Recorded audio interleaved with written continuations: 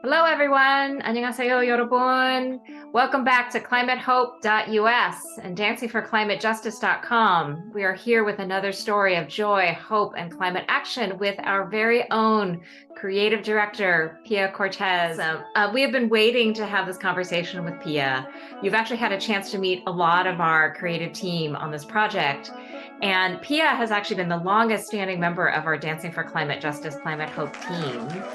This project would not exist without you. So first of all, just my huge thanks and gratitude for your interest and involvement in this project, Pia. It's been a joy, and also like uh, a process of growth for me.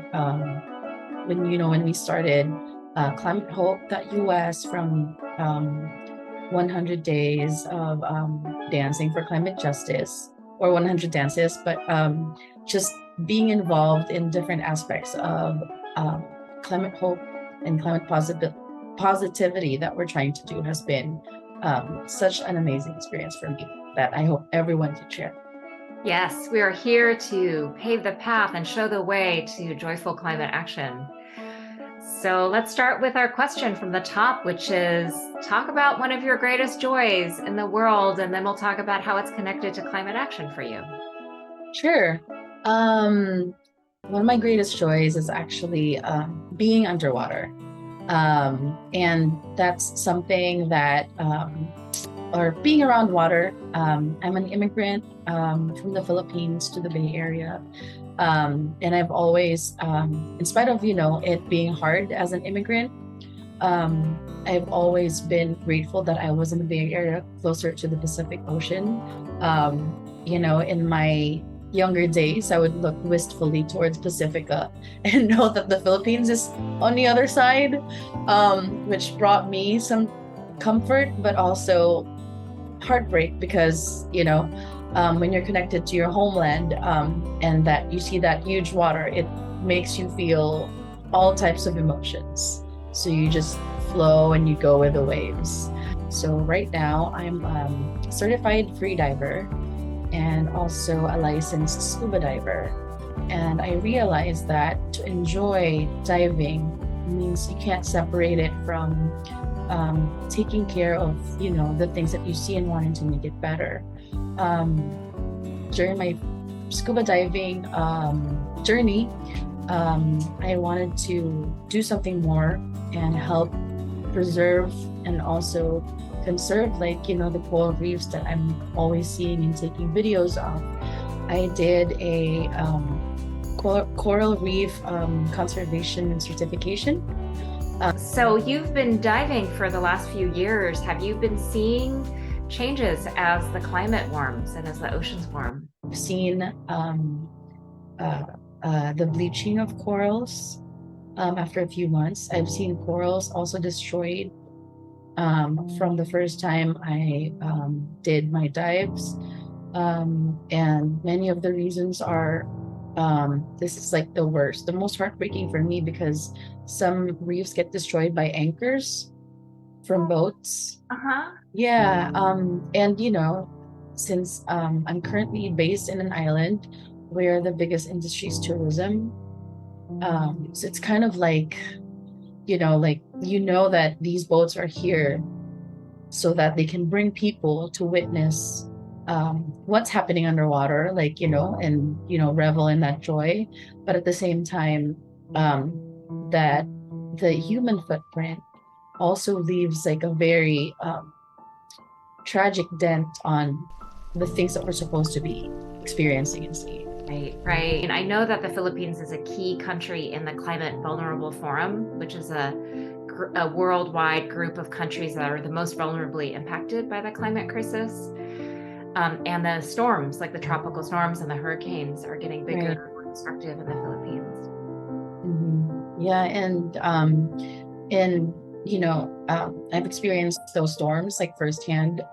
Before I even moved to the island, there was a major storm that wiped out communities, homes in the northern part of the country, and then in 2021, we had to, slow down the pace of climate hope work because of, I was in the middle of uh, level 7 typhoon that just completely wiped the electricity for 3 months. There was no water, there was no Wi-Fi. It was just, I felt like I was living in an apocalypse, like apocalyptic world. And I was like, okay, this is real, and it's something that you can't really ignore. And that's very real. And we did experience it in just this project itself. There were times where Right. I wouldn't be able to reach you. And then you were like, well, the typhoon knocked out the power. And so then I just didn't know. Yeah. And maybe we would talk and maybe we wouldn't. And I think Yeah. that's also real because lots of communities around the world have to deal with this. And we're going to be dealing with it more and more. So, we talk about climate mitigation and climate resilience and trying to figure out how to cope with these changes. What we really like to do, of course, is stop the climate crisis and reverse it. Right. So recently we were just talking about Mission Blue, an organization by Dr. Sylvia Earle, who's also a renowned oceanographer, a scuba diver, and together with the California Academy of Sciences and a national university here called De La Salle University, they were able to declare Verde Island Passage, which is an area south of Luzon, north of where I am right now, Hope Spot, which gives it, protection and a lot of attention in terms of protecting that area. I was reading up on it. I haven't been to that area, but there's a lot of volunteer, citizen scientists, and the work that they're doing in that area, because it's also a huge, it's a trade route. So a lot of ships and cargo go through that route. So understanding that, it's trade, the marine ecosystem, and also the communities who live, the people who live in those communities, they were able to figure out how to conserve that area, knowing that, these factors are happening, these factors are existing. Yeah, we are huge fans of Mission Blue and Dr. Sylvia Earle here, and we have talked about Hope Spot before, and we will talk about them more. That Verde Island is the newest Hope Spot that was just designated, but there are at least 2 or 3 more that are in the Philippine Islands, and there's a number throughout the various Pacific Island nations. So we encourage you to take a look at it. You can find them online. So after our interview, I'm going to be going to several beaches in the island, because they're doing a lot of coastal cleanups. So that involves cleanups on the beach, but also cleanups, dive cleanups. So unearthing things found underwater. So so there's all these efforts happening right now. Any final thoughts about the connection of joy, being underwater, conservation, and climate action? Sit in one place and understand, okay, try to preserve this moment and be present in this moment. Kind of that mindset, which I also used for how I see my climate work. Preserve this moment, right now. You can't, once it's destroyed, it's hard. I mean, there's ways that you can restore it, corals. When I'm talking about corals, I kind of see how I can, my experience with that is intertwined. It's much harder to restore corals. It takes thousands of years to grow.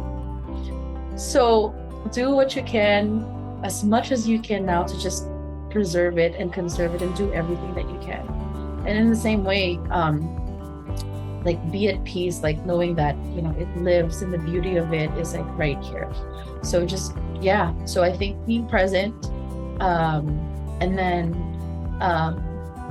finding the connections that are already existing within you versus looking outward, and moving from a place of joy and optimism has really changed the way I do things, the way I view climate justice work.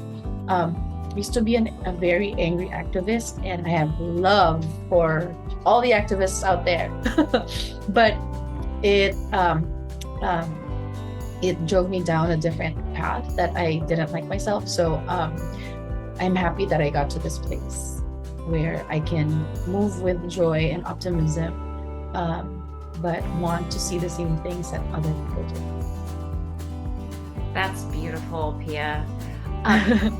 Thank you for everything you're doing, for the world and for our project, and for joining us and sharing about your story of joy and hope and climate action. Thank you too. So come find our story, and we'll see you soon. You can find us on the web at climatehope.us or at dancingforclimatejustice.com. You can find us on our socials, Instagram, Facebook, Threads, YouTube. Yeah, don't forget to follow, like, and subscribe so you get updated on what we're doing. And who knows, maybe your story is next. Thank you. Reach out to us if you have a story you want to share. Spread the word. Stay hopeful and stay joyful, and take action from that place of joy and hope. All right. Have a good day. Bye.